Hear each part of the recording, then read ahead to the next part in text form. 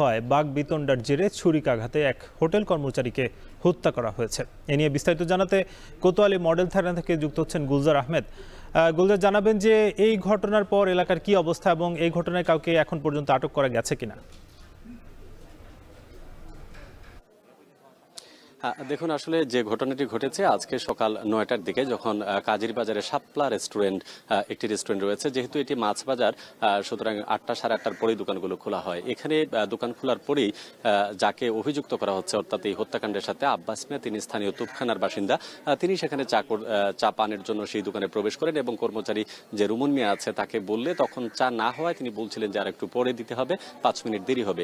এরই পরিপ্রেক্ষিতে একসময় রুমন মিয়ার সাথে স্থানীয় যে তুপখানার বাসিন্দা আব্বাস মিয়া তার কথা কাটাকাটি হয় এবং এর জোরে তারা বাকবিতণ্ডা থেকে হাতাহাতি পর্যায়ে চলে যায়। পরবর্তীতে দোকানের যে রেস্টুরেন্টের যে মালিক আছেন নিরঞ্জন ঘোষ, তিনি বিষয়টি মীমাংসা করে দেন।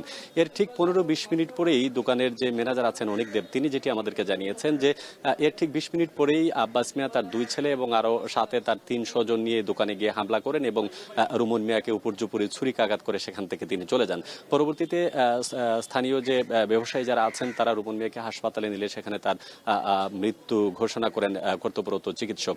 এর পরিপ্রেক্ষিতে এখন পর্যন্ত আসলে পুলিশ কাউকে আটক করেনি। তবে সিলেটের অতিরিক্ত উপপুলিশ কমিশনার মিডিয়ার দায়িত্বে যিনি আছেন সাইফুল ইসলাম, তিনি যেটি আমাদেরকে বলেছেন যে তারা আসামি যারা আছে বা যাদের বিরুদ্ধে অভিযোগ আনা হচ্ছে তাদেরকে ধরার জন্য তারা চেষ্টা চালিয়ে যাচ্ছেন। তবে এখনো তার নিহতের বড় ভাই রেজু মিয়া তিনি কোতোয়ালি থানাতে অবস্থান করছেন এবং তিনি যে ঘটনার সাথে যারা জড়িত আছে আব্বাস মিয়া সহ আরো যে 4 জন, সেই 5 জনের নাম উল্লেখ করে একটি মামলা প্রক্রিয়াধীন অবস্থায় আছে এবং পুলিশ বলছে যেহেতু ঘটনাটির মামলা হয়ে গেলে তারা আনুষ্ঠানিকভাবে আসলে যে সকল আসামি জড়িত আছে তাদেরকে ধরা হবে। তবে যে রুমন মিয়া এখানে প্রায় 3-4 বছর থেকে কাজ করেন, এখানকার তার যে স্বজনরা আছেন তারা বলছেন যে পরিবারের একমাত্র তারা যে 2 ভাই তার মধ্যে সেই আয় রোজগারের ছিল এবং মা বাবা না থাকায় পরিবারের দায়িত্ব তার উপর পড়তো। এমন যে বর্বরচিত ঘটনা ঘটেছে, সেই ঘটনার প্রকৃত দোষী যারা তাদের বিচার চান এবং সেই সাথে ঘটনার সাথে যারা জড়িত তাদেরকে দ্রুত গ্রেফতারের দাবি জানিয়েছেন। যদিও পুলিশ বলছে ইতিমধ্যে যে ঘটনাটি তারা সত্যতা পেয়েছে এবং আশেপাশের যারা ছিল ঘটনার সময় তাদের কাছে সাক্ষ্য গ্রহণ তারা করেছে এবং ঘটনাটি সত্য হওয়ায়